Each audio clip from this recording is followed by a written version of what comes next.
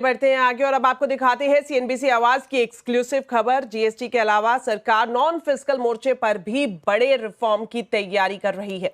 CNBC आवाज को मिली exclusive जानकारी के मुताबिक इस रिफॉर्म में सिर्फ केंद्र ही नहीं बल्कि राज्य सरकारों के स्तर पर भी रिफॉर्म शामिल होंगे। इस बड़ी खबर पर ज्यादा जानकारी के लिए अब सीधा जुड़ते हैं हमारे वरिष्ठ सहयोगी लक्ष्मण रॉय से। तो लक्ष्मण जी, आपसे जानना चाहेंगे नॉन फिस्कल रिफॉर्म को लेकर क्या तैयारी चल रही है और इसके तहत किस तरह के कदम उठाए जा सकते हैं?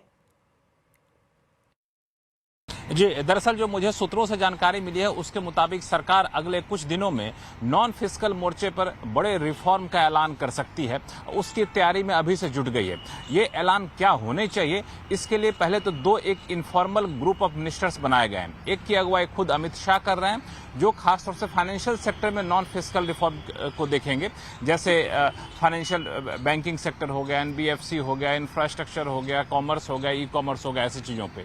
दूसरा जो इनफॉर्मल ग्रुप ऑफ मिनिस्टर्स बनाया गया और रक्षा मंत्री राजनाथ सिंह की अगुवाई बनाया गया है, जो सोशल सेक्टर में देखेंगे इस तरह के रिफॉर्म क्या कर सकते हैं। हेल्थ सेक्टर हो गया, एजुकेशन सेक्टर हुआ, ऐसी चीजों को देखेंगे।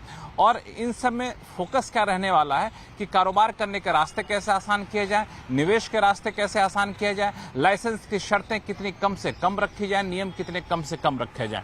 और आधिकारिक लेवल पर दो महत्वपूर्ण ग्रुप बनाए गए हैं। एक राजीव गौबा, जो पहले कैबिनेट सेक्रेटरी थे, अब नीति आयोग के मेंबर हैं, उनकी अगुवाई में एक ग्रुप बना है जो नॉन फिस्कल रिफॉर्म के सारे रूपरेखा तय करेगी।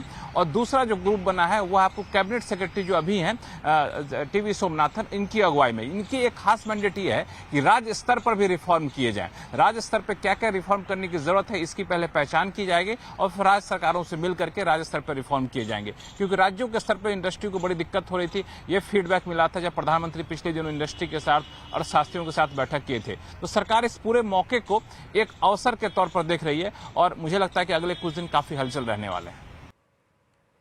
जी, बहुत बहुत शुक्रिया लक्ष्मण जी इस पूरी जानकारी के लिए।